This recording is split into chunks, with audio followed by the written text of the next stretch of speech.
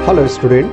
तो चलिए स्टार्ट करते हैं आज का नया टॉपिक जो कि रिलेटेड है जीओसी ऑर्गेनिक केमिस्ट्री। एंड ये काफ़ी ज़्यादा इम्पोर्टेंट इसलिए हो जाता है क्योंकि आपको ये जो टॉपिक आज मैं पढ़ाने जा रहा हूँ ये टॉपिक क्लास 11th में भी आपको मिलेगा। एंड क्लास 11th के बाद आपको यही चीज़ इसका एप्लीकेशन क्लास 12th में भी एंड आईआईटी नीट जैसे रिस्पेक्टेड एग्ज़ाम में आपको इसके क्वेश्चंस भर भर के देखने को मिलेंगे। तो फ़िलहाल हम आज स्टार्ट करते हैं और आप लोग अपना प्यार बनाए रखिएगा। अगर आपको अच्छा लगता है ये हमारा लेक्चर तो आप प्लीज़ शेयर एंड सब्सक्राइब ज़रूर करिएगा। एंड आपसे रिक्वेस्ट है कि इसको लास्ट तक देखिएगा, मज़ा आने वाला है। एंड तो चलिए स्टार्ट करते हैं बिना टाइम गंवाए हुए। Hyper conjugation.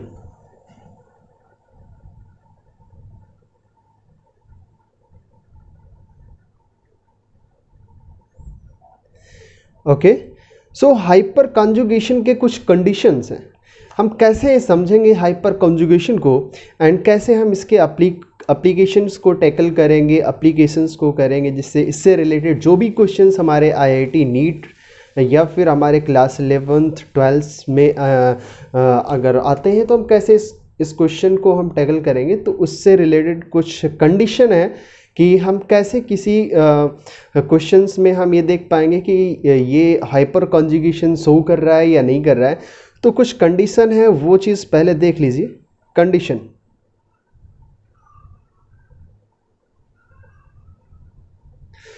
सो कंडीशन नंबर 1 की अगर बात करूं मैं तो these must be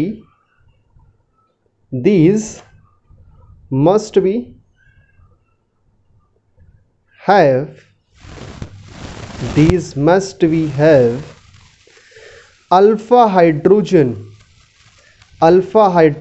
atom adjacent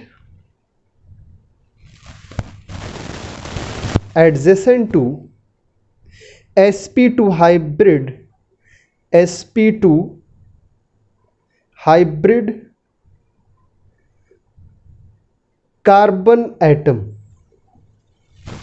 okay, so ये पहला कंडीशन है आपका और इम्पोर्टेंट कंडीशन है कि अगर हमें हाइपर कॉन्जुगेशन को देखना है किसी भी क्वेश्चंस में तो हमें फर्स्ट ऑफ ऑल ये जानना बहुत ज़रूरी है कि हमारे पर्टिकुलर क्वेश्चन में अल्फ़ा हाइड्रोजन कैसे दिया गया है। अल्फ़ा हाइड्रोजन को पहचानेंगे कैसे ना, तो अल्फ़ा हाइड्रोजन को पहचानने के लिए हमें ये देखना पड़ेगा कि एडजेसेंट पे sp2 हाइब्रिडाइज कार्बन एटम होना ज़रूरी है। अगर sp2 हाइब्रिडाइज कार्बन एटम से जुड़ा हुआ आपका कोई अल्फ़ा हाइड्रोजन है तो ऐसे आपके मॉलिक्यूल हाइपर कॉन्जुगेशन शो करेंगे। अगर मैं बात करूँ सेकेंड थिंग्स की तो इसी में मैं बोल सकता हूँ कि sp2 हाइब्रिडाइज कार्बन एटम के जस्ट बगल में आपका कोई एल्काइल ग्रुप जुड़ा होना चाहिए, ठीक है, और वो कैसा होना चाहिए, sp3 हाइब्रिडाइज होना चाहिए। ओके, तो sp3 हाइब्रिडाइज कार्बन भी होना चाहिए just sp2 hybridise carbon atom के एडजेंट में। ओके, सो नाउ अब हम कुछ एग्जांपल्स देखते हैं, जैसे कि एग्जांपल नंबर 1 एंड हम यहाँ पर चेक करते हैं कि किस में हाइपर कॉन्जुगेशन है और किस में नहीं है।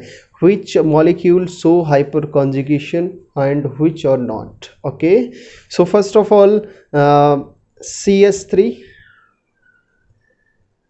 C double bond CH2, यहाँ पर CH है, CH डबल बॉन्ड CH2, ये मॉलिक्यूल हमारे पास है। अब मैं यहाँ पर आपसे पूछना चाहूँगा कि इसमें क्या ये मॉलिक्यूल हाइपर कॉन्जुगेशन शो करता है। तो हाँ, कैसे दिखाता है ज़रा देख लीजिए। तो ये आपका कार्बन कैसा है, this carbon is also sp2 hybridise,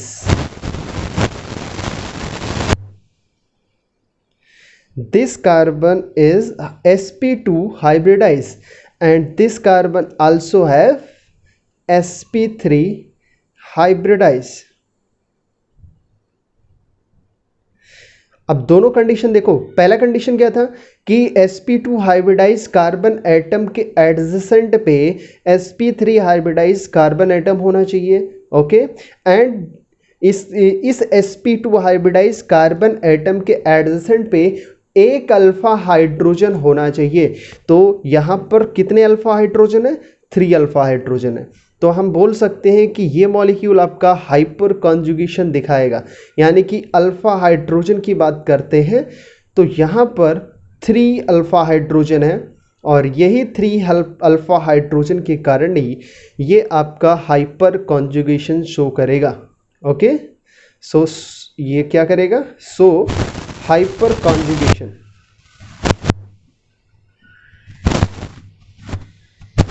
got it, okay.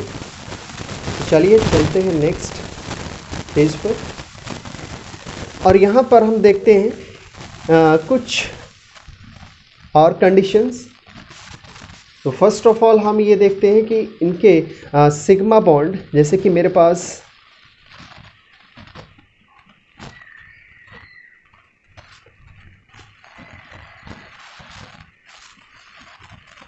यहाँ पर एक कार्बोकैटायन है, दिस इज कार्बोकैटायन।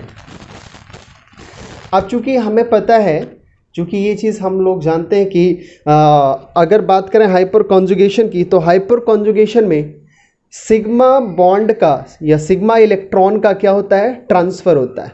तो यहाँ पर हमारे पास कार्बन हाइड्रोजन क्या है? कार्बन हाइड्रोजन सिग्मा बॉन्ड है।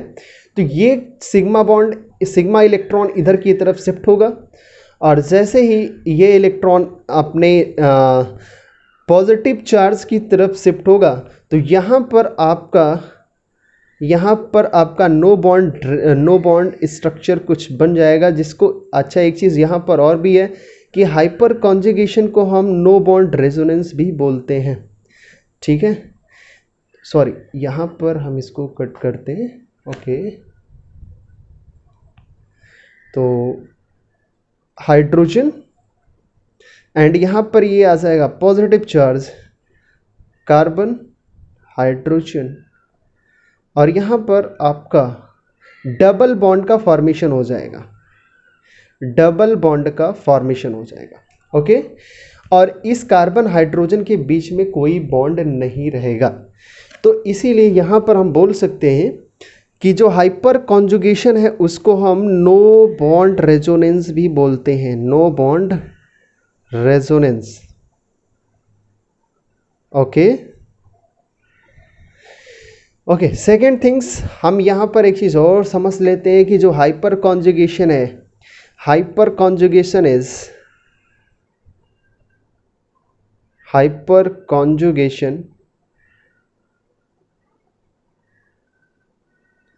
इज परमानेंट इफेक्ट है, दिस इज परमानेंट इफेक्ट,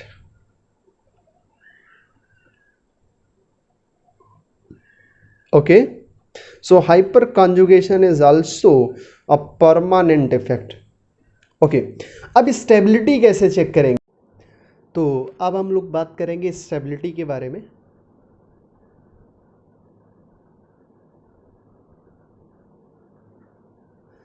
यानी कि हाइपर कॉन्जुगेशन कैसे, किसको प्रेफर करता है, मतलब किसकी स्टेबिलिटी चेक की जाती है हाइपर कॉन्जुगेशन के तहत?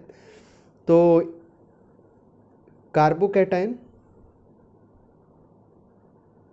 कार्बोकैटायन की स्टेबिलिटी चेक की जाती है, एंड फ्री रेडिकल,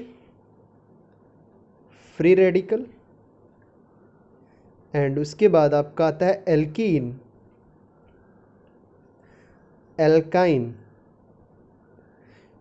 तो हाइपर कॉन्जुगेशन के थ्रू इन सभी की स्टेबिलिटी चेक की जाती है। तो फर्स्ट ऑफ ऑल हम यहाँ पर मैं आपको एक नोट करके पॉइंट लिखवाऊंगा, आप प्लीज़ नोट करिएगा। The stability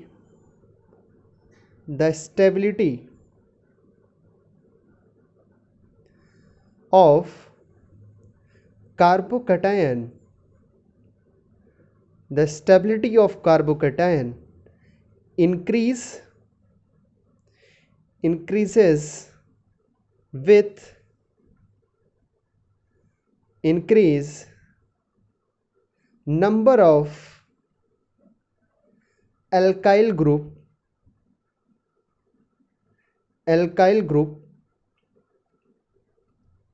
attached to positively charged carbon atom, positively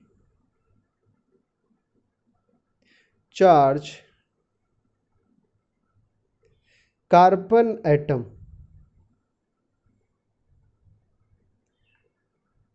please ये सारी चीज़ें आप नोट डाउन करिएगा, क्योंकि काफ़ी ज़्यादा हार्ड वर्क लगता है ये वीडियोस बनाने में, एडिटिंग करने में, और काफ़ी ज़्यादा एफर्ट लगता है। तो इसको थोड़ा सा अप्रिसिएट करिए एंड प्रमोट करिए।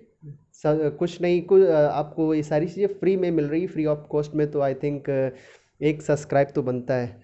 ओके, सो नाउ अभी हम यहाँ पर मैं आपको बताऊँ कि इससे रिलेटेड एग्जांपल मैं आपको बता दूँ।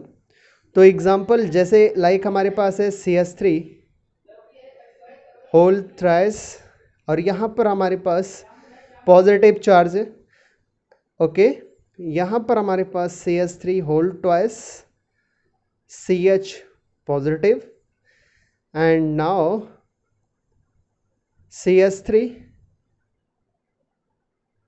CH2 positive, and next CH3 positive. Okay, so यहाँ पर हम चेक करते हैं कि किसकी हाइपर कॉन्जुगेशन के अकॉर्डिंग स्टेबिलिटी ज़्यादा है। तो अगर इसको मैं शो ऑफ करूँ तो यहाँ पर इस कार्बन पॉजिटिव से टोटल नंबर ऑफ CH3 यानी एल्काइल ग्रुप, 3 एल्काइल ग्रुप यहाँ पर अटैच्ड है इस कार्बन पॉजिटिव कार्बन एटम से। मीन्स अल्फा हाइड्रोजन की अगर बात करता हूँ, so there are total number of alpha hydrogen is 9, 3 3 3 3 6 9. So total number of alpha hydrogen is 9, and here total number of alpha hydrogen is 6, and here number of alpha hydrogen is 3, and here number of alpha hydrogen is 0. सो अब मैं consider, यहाँ पर आप सभी लोग देख सकते हैं कि कैसे अल्फ़ा हाइड्रोजन 9 6 3 एंड 0 आ रहा है। तो मेनली मैं यहाँ पर बोल सकता हूँ कि जो मेथाइल है, यानी कि जो CH3 पॉजिटिव चार्ज है, कार्बोकेटायन है, इस पे कोई भी अल्फ़ा हाइड्रोजन नहीं है। और चूंकि हमने स्टार्टिंग में ही कंडीशन आपको बताई थी कि अगर किसी के पास कोई अल्फ़ा हाइड्रोजन है तो वो हाइपर कॉन्जुगेशन दिखाएगा, अगर नहीं है they do not have if any alpha hydrogen then do not show hyperconjugation. So now हम यहाँ पर बोल सकते हैं कि इसका कोई हाइपर कॉन्जुगेशन नहीं, no any hyperconjugation. Okay, so therefore number of alkyl group here 3 and number of alpha hydrogen 9, and therefore this is so most stable hyper conjugation. Okay, I think यहाँ तक आपको clear हो गया होगा। Okay, चलिए next हम आपसे कुछ क्वेश्चन यहाँ पर दे रहे हैं। जैसे कि मैं आपसे पूछूं अगर कि इस टाइप के मॉलिक्यूल में नंबर ऑफ अल्फा हाइड्रोजन कितने होंगे, क्या आप बता सकते हैं? एंड यहाँ पर अगर मैं बात करूँ इसकी, और मैं आपसे पूछूं कि इसमें नंबर ऑफ अल्फा हाइड्रोजन कितने होंगे, तो आप क्या जवाब आपका क्या होगा? तो अगर मैं इस केस में बात करूं, फर्स्ट केस में बात करूं तो पॉजिटिव चार्ज यहाँ पर लगा हुआ है, पॉजिटिव चार्ज यहाँ पर लगा हुआ है इस कार्बन पर, यानी कि इस कार्बन के एडजेसेंट पर अगर मैं जाऊं और यहाँ पर मुझे देखने को मिलता है कि इससे जुड़ा हुआ जो कार्बन है उसके पास केवल और केवल एक अल्फा हाइड्रोजन है, यानी कि अल्फा हाइड्रोजन इज 1। एंड यहाँ पर ये कार्बन एटम, इस पॉजिटिव कार्बन एटम से जुड़ा हुआ ये मेथाइल ग्रुप अगर मैं यहाँ पर बात करूँ तो total number of alpha hydrogen कितने हैं वो भी देख लीजिए। तो इस कार्बन से इधर की तरफ आएंगे और इस कार्बन से इधर की तरफ आएंगे, तो यहाँ पर 2, यहाँ पर 2 और यहाँ पर 3, तो total number of alpha hydrogen is 7। So I think यहाँ तक आप लोगों को क्लियर हो गया होगा। तो मैं बता सकता हूँ कि अगर स्टेबिलिटी की बात की जाए कि स्टेबल सबसे ज़्यादा कौन है, तो ये स्टेबल है। ओके, तो सारे कंक्लूजन को अगर मैं देखूं तो मैं बोल सकता हूं कि 3 degree carbocation more stable than 2 degree than 1 degree. तो 3 डिग्री कार्बोकैटायन की स्टेबिलिटी का राज यही है कि 3 डिग्री कार्बोकैटायन के पास ज़्यादा अल्फा हाइड्रोजन है, इसलिए 3 degree carbocation are more stable than 2 degree than 1 degree. Okay, and अब नेक्स्ट अगर मैं बात करूं तो अगर यहाँ पर नेक्स्ट टाइप के क्वेश्चंस की बात करूं तो रिलेटिव स्टेबिलिटी ऑफ एल्कीन की अगर बात की जाए, स्टेबिलिटी ऑफ एल्कीन,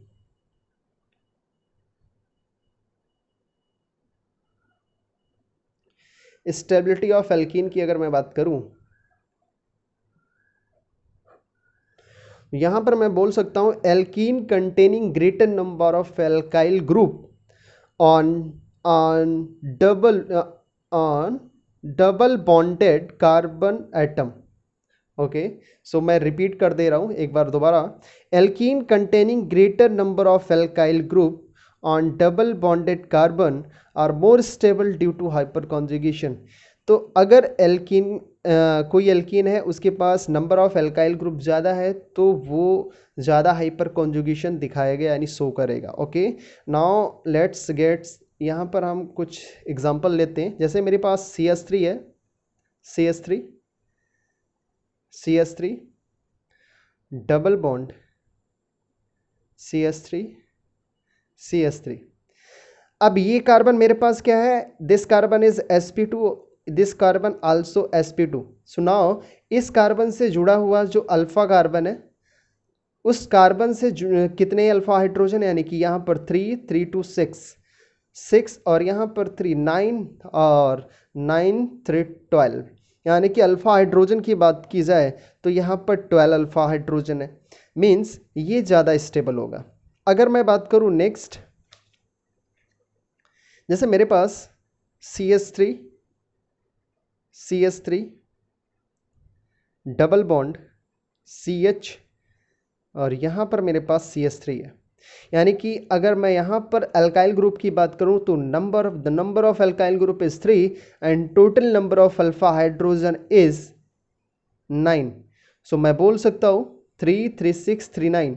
तो मैं यहाँ पर बता सकता हूँ कि आपका जो यहाँ पर फर्स्ट केस वाला एल्कीन है एंड जो सेकेंड केस वाला एल्कीन है, यानी फर्स्ट केस का एल्कीन मोर स्टेबल है देन सेकेंड केस के एल्कीन से, because first case of alkene having more of alpha hydrogen than second case of alkene. Okay, तो आई थिंक आपको हाइपर कॉन्जुगेशन के बारे में बहुत ही अच्छे से पता चल गया होगा। हाइपर कॉन्जुगेशन की कंडीशन को आप हमेशा मेमोराइज किए रखिएगा। हाइपर कॉन्जुगेशन का जो कंडीशन है वो यही है कि जो पॉजिटिव चार्ज कार्बन एटम है उसके जस्ट एडजेसेंट पे एक sp3 हाइब्रिडाइज कार्बन एटम होना चाहिए एंड उससे जुड़ा हुआ अल्फा हाइड्रोजन होना चाहिए। एक ना एक अल्फा हाइड्रोजन कंपलसरी है, अगर ऐसा नहीं है तो फिर वो हाइपर कॉन्जुगेशन शो नहीं करेगा। तो आई थिंक इससे ज़्यादा आपको बताने की ज़रूरत नहीं पड़ेगी क्योंकि आपको क्लियर हो गया होगा। और इससे रिलेटेड आप जो भी क्वेश्चंस हैं आप अपने बुक्स से देख के आप सॉल्व करिए। कोई भी प्रॉब्लम या डाउट होता है तो आप मैसेज या कमेंट कर सकते हैं। एंड आपसे रिक्वेस्ट है कि अगर आपने ये चैनल हमारा सब्सक्राइब नहीं किया तो please share and subscribe, because ये आप ही के लिए फ्री में आपको चीज़ें मिल रही हैं, तो थोड़ा सा सब्सक्राइब करने में किया जाता है। Okay, thanks for watching and फिर मिलेंगे नेक्स्ट वीडियो के साथ। तब तक के लिए आप स्वस्थ रहिए, मस्त रहिए। Okay, bye bye.